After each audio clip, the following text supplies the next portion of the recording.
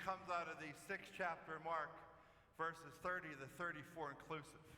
And the gospel reading itself of those 4 verses had many different and important subjects we can talk about this morning, but there's one that I think is the absolute most important, and it is this subject right here. How do I keep my family from becoming strangers? That's what the gospel is going to give us the answer to. You know, nowadays everyone's so busy and rushing. A lot of people don't have time to come together, eat and have meals together and just spend time together. And there's a tendency to, when you do that, to lose touch with your family. You know, whenever I have to perform weddings and whenever a couple calls up and they want to get married, they come into my office, and there's a lot of preparation work that has to occur in order to prepare a person for their wedding. And one of the things I have to do, I have to ask the groom a series of questions and then the bride a series of questions. And I'm finding that more and more, probably 9 times out of 10, when I ask this one particular question, I get pretty much a shocking answer. I'll ask the groom, then I'll ask the bride, your dad's first name and your dad's last name. They always give me both of those. And then I will ask the groom and eventually then to the bride, I need your mom's first name. They'll tell me mom's first name. And then I will say, and now what's your mom's maiden name? And 9 times out of 10, they have no idea. They just look and I don't know what my mom's maiden name is. So I'll help them out. I'll say, well, that's the name. Maybe that reference of maiden name, they're not too sure what that means. So I'll say, well, it's the name your mom had before she married your dad. What was that name? Still no answer. And then I'll say to them, well, your mom, does your mom have any brothers? And literally the answer I'll get would be something like this. Does your mom have any brothers? And usually I will hear something like this. Yes, my mom has 1 brother. No, 2 brothers. No, I take that back. 1 brother. Here's 1 brother. And then I'll say, well, your uncle, that's your mom's brother's your uncle. What is his last name? And typically the answer, probably 9 times out of 10 without exaggeration, the answer is the same. I have no idea. And I find that absolutely amazing. Maybe it was just in my family. But in my family, we just kind of knew those things. As a matter of fact, I knew obviously not only my mom's maiden name, but I knew the maiden names of all the ladies that married my dad's brothers. And they all had different maiden names, obviously. You just kind of, that's your history. That's who you are. That's a part of your life. If you want to know where you're going, you have to know where you've come from. And in order to know where you've come from, you got to know some history of your family. How could you not know the history of your family?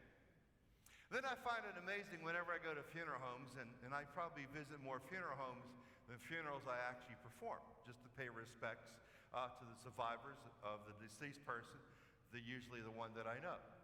And I find it amazing when you're just kind of mulling around the funeral home, and I actually look for this because it's kind of a little survey that I run on a personal note. I find it amazing how many times first cousins are introduced to each other for the very, very first time. A dad will take a son or daughter over to another father, son or daughter, and say, son, this is your first cousin, this is your first cousin. And these first cousins are being introduced to themselves to each other for the first time, and they're teenagers in their early 20s. You say to yourself, how can that happen? How did it take that long to be introduced to your first cousin? I knew all my first cousins almost from the time I was old enough to know anything. And we hung out together on a weekly basis. We had meals on a weekly basis together. And there were tons of us. And how could you not know for all those years your first cousin? How do I keep my family from becoming strangers? And it turns out to be the answer to that question is in the very first verse of today's gospel reading. Let's take a look at the first verse of the gospel. Now this is verse 30 of the 6th chapter of Mark. And this is what the 30th verse of the 6th chapter says. The apostles gathered together with Jesus, and there it is. The next part's going to be very important. And reported all they had done and taught. Do you see the dynamics that's going on there? Now, in order to really understand the 30th verse, we have to double back for just a moment. Last Sunday's gospel. Last Sunday's gospel also came from the 6th chapter of Mark. Last Sunday's gospel was verse 19 to verse 29. And you might remember this, but I'll refresh your mind. In last Sunday's gospel, Jesus gathers his hand-picked 12 disciples together. He's going to send them out into the mission territory. So Jesus gives them instructions on what they must do, what they must say when they go out into the mission territory. And then he sends them out, remember, 2 by 2. Now, in verse 19 to 29, they have been out of the mission territory, and now at verse 30, they have returned. They got a whole lot to say. They've been out there, they return, and they want to bring Jesus up to speed. This is what's been going on, Jesus. This is what we learned. This is what we taught. This is what we encountered. How important it is to do that. When your family wakes up in the morning, and everyone goes about their daily activities, especially when we get into school time. And the children go to school and mom and dad go to work. And when you return in the evening, you've been absent from each other for 8, 9, 10 hours. And that's always a good thing to do, is to say, Mom and Dad, this is what my day has been up to this point. This is what I lived while you weren't with me. To share with each other all that you learned and all that you taught and all that happened in your life. But what goes on many times in our families, because we're always rushing around? You got some very good questions that are asked, but let's just take a look. When this question is asked, what's new? When a husband says to their wife, or wife says to the husband, or mom and dad says to their kids, I haven't seen you in a couple days. Maybe the kids live out of town and they come home. You say, what's new? And what usually is the answer? This. Nothing. Nothing new. I haven't seen you in 5 days. Nothing happened. You mean in 5 days, since the last time I saw you, absolutely nothing has happened? Nothing. You see, you can't have much of a conversation. You can't learn a lot about someone else if that's the answer you're going to give. In today's gospel reading, Jesus asked the question, and then Jesus sat around and listened to the answer. You see, that dynamic has to occur.